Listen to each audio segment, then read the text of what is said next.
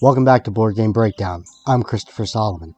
In this burst video, we'll be diving into the set collection game Meadow.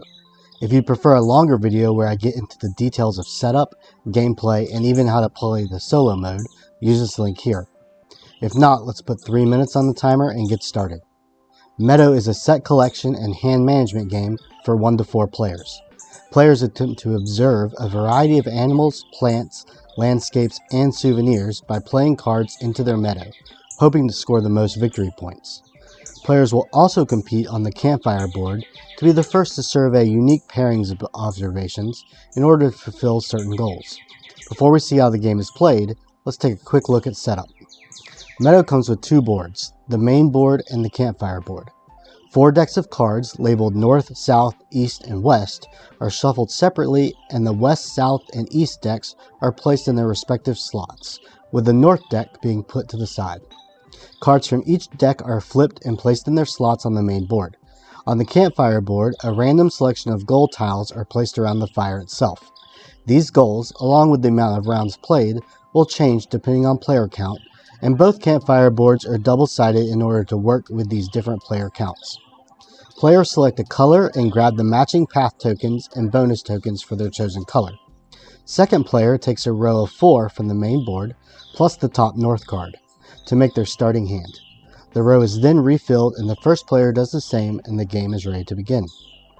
Players will take turns placing their path tokens on either the main board, using the pointed end of the token, or on the campfire board, using the flat end. The number on the path token determines which card will be chosen from the main board, as the player will count that many spots from the edge that they played the path token on.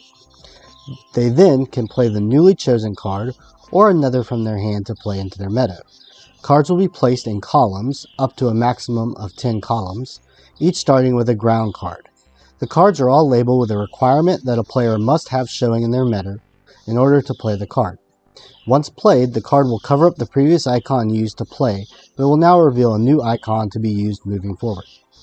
On the campfire board, players can use their path tokens to trigger special events, such as taking 1 card from anywhere on the main board or playing 2 cards in 1 turn.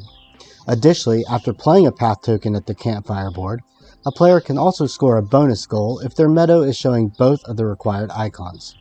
Outside of creating the columns of plants and animals, players can also gain landscape cards and play them into their surrounding area, allowing them to also score points for souvenir cards they've collected.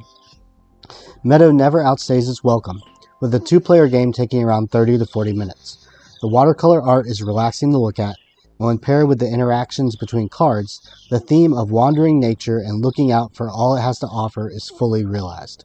The game even has a solo mode.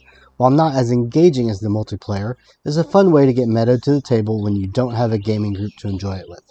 Thanks for watching, and remember to subscribe and check out our website at boardgamebreakdown.com.